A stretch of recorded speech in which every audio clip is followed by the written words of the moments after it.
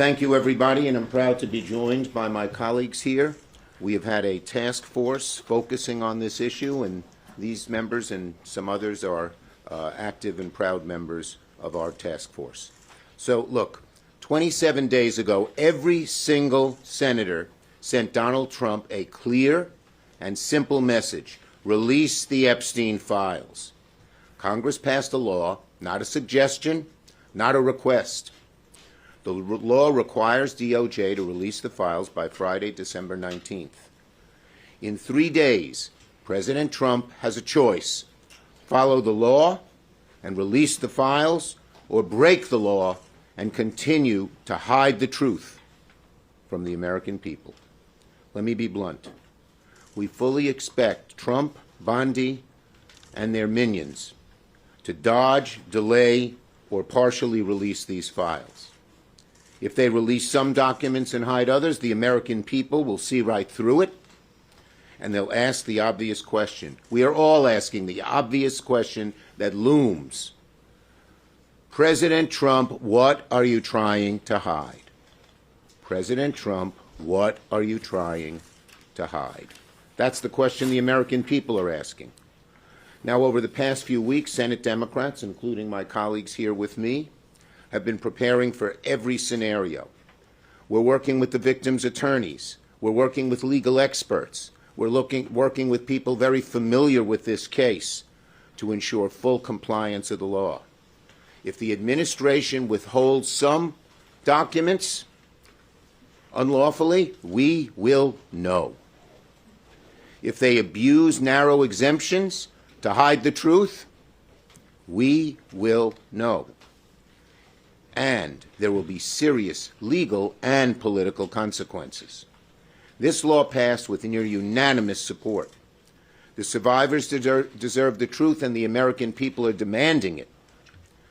This isn't political. Democrats and Republicans agree. The American people deserve the truth. So, Donald Trump, release the Epstein files. Stop hiding. Stop delaying. Come clean with the American people. And if you don't, the question will only get louder and louder and louder. Trump, what the hell are you trying to hide? Senator Wyden's done great work on the financial end of this and has been a great member of our team. Ron. Thank you. Sorry. Yeah. No, go ahead. No, Amy, you go first. Now, please. I Go understand. ahead. Amy goes next. Go. You're closer to the microphone. Thank my colleagues, and there are two cover-ups that need to be discussed this morning. The first involves the Department of Justice, and that is urgent business that we're focused on this week. The second cover-up is being conducted by the Treasury Secretary, Scott Bessent, and it deals with the financial aspects of how the sex trafficking came to be. So let's talk about them one at a time. First, as Senator Schumer said, there's good reason to be skeptical of whatever spin the Trump administration puts out on Friday. Here's why. This wouldn't be the first time Bondi tried to trick the public with a binder full of chicken feed. That's what she did back in the spring, which infuriated MAGA voters, who took Trump and his cronies at their word that they'd release the files. Second, the cushy treatment by the Trump administration of Ms. Maxwell is totally unacceptable. She was right at the heart of the most notorious sex trafficking ring in modern American history. Despite that, Donald Trump himself said a pardon for Maxwell is on the table. Third, the Trump administration did assign hundreds of FBI agents to look at the Epstein file, but it wasn't to hunt down any more pedophiles.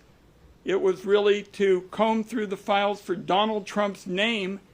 Why? To protect him from public scrutiny. From the beginning, that's what they focused on with respect to Epstein. So Trump and Bondi do not deserve the benefit of the doubt. Second, we need to look at what Scott Bessent and the Treasury Department is up to here. They've got another massive set of Epstein files. It is a critical fight for transparency and to find out how this horrendous sex trafficking operation was funded. For nearly 4 years, Finance Committee investigators have been on this, and we have been following the money. And to do that, you've got to get access at the Treasury Department to the records that we have seen. The staff of major Republicans have seen them, and the file is made up of thousands and thousands of bank documents. And my investigators say that it is a financial roadmap into how Epstein hurt so many families. It shows who was paying Epstein and where his money was going. It shows what banks enabled his trafficking despite evidence of money laundering and despite the knowledge that he was a sex offender. It shows payments that look like the result of blackmail. It shows big outflows of money to Eastern Europe, Turkey, and Russia, and it includes the names of women and girls.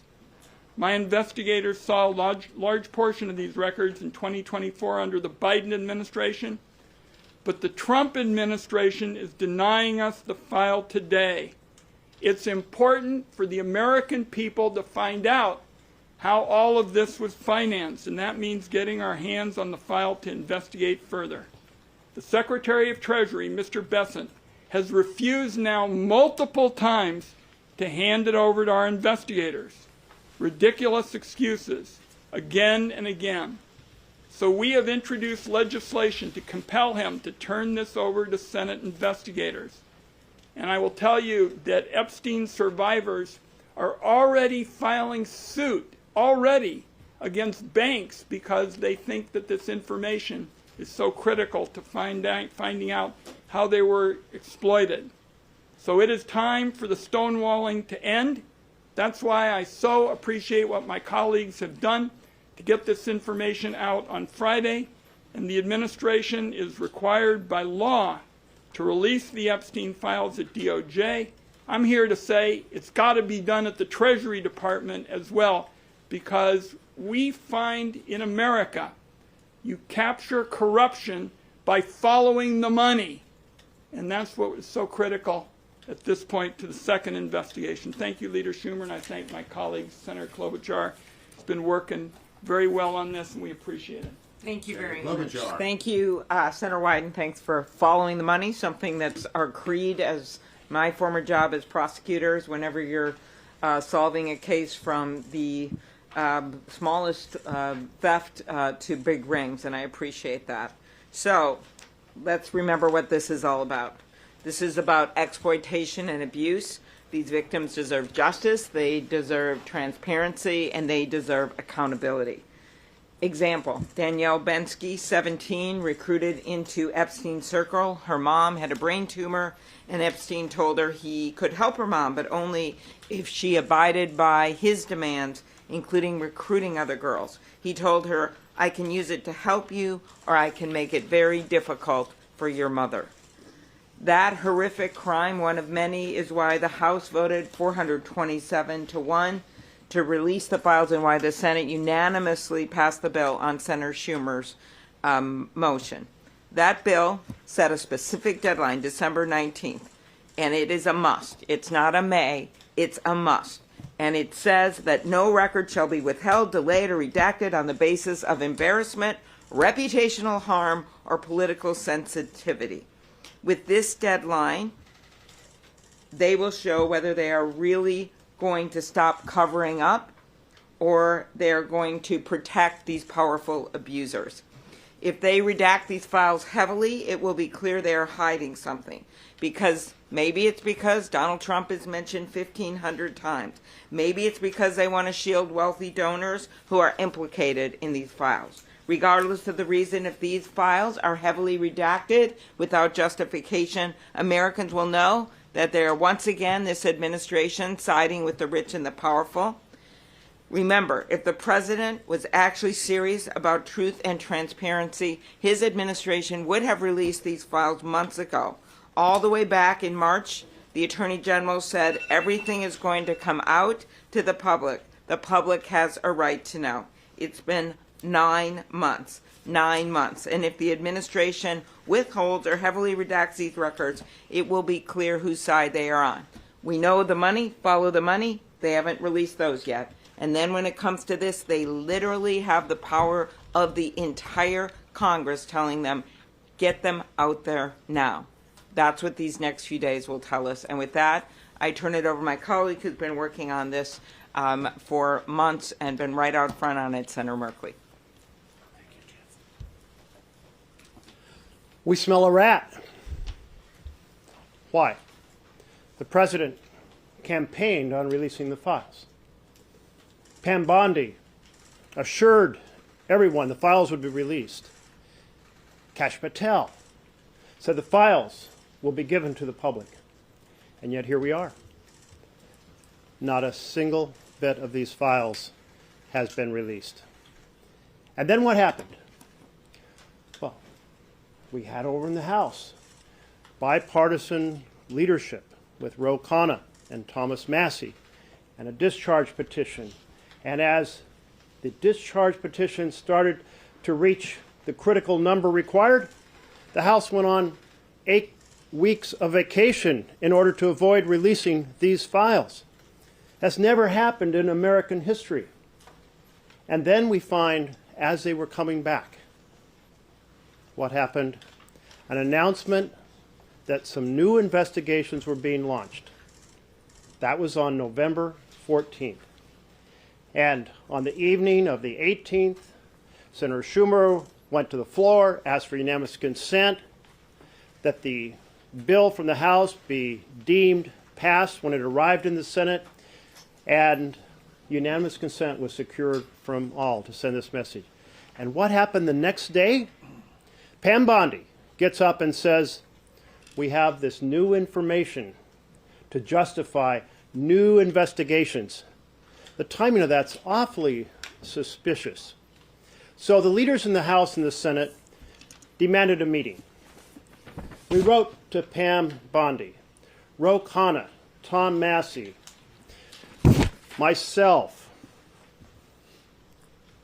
Ben Ray Lujan, and we were joined, and I welcomed the bipartisanship of Senator Murkowski to say, we want to know what you're up to. Meet with us and explain these new investigations. What is this new evidence? What are you undertaking? And how are you setting forward a plan to make sure all the documents are released on the 30-day notice? We got a response. The response was, we acknowledge receipt of your letter. That's it. So one of the things to watch for is the argument that vast sections had to be redacted in some cases to defend the integrity of some newly invented investigations. One way or another, we anticipate that Trump is going to continue to hide the files that should be released. We must not let it happen. We must not let it happen because we are about accountability for the perpetrators and justice for the victims, and that will not happen unless there is transparency and the documents are released in whole. Thank you. Senator Blumenthal. Yes, thanks to my colleagues, most especially to Senator Schumer for being so steadfast and unyielding. I think we need to recognize why we are here. We are here because of the survivors. Because of the survivors pursuing relentlessly the hideous cause of their victimization, Epstein, but also the rich and powerful people who were Epstein's benefactors and his enablers. The survivors created that public pressure that led to the law forcing release of these documents. Donald Trump must listen to the survivors, and we will know what they are concealing because of the survivors. Your question may be, how do you know that they're hiding stuff? The survivors will give us the knowledge we need to pursue the truth. They have been about the truth from the very start, and their truth has to prevail. Thank you. And so, as I mentioned, we've had a task force of 13 members. We've divided up in different groups because we know, we believe, that they will not give full, open disclosure where there's great accessibility. What is Trump hiding? We're going to find out everything that he hides, that he has hidden.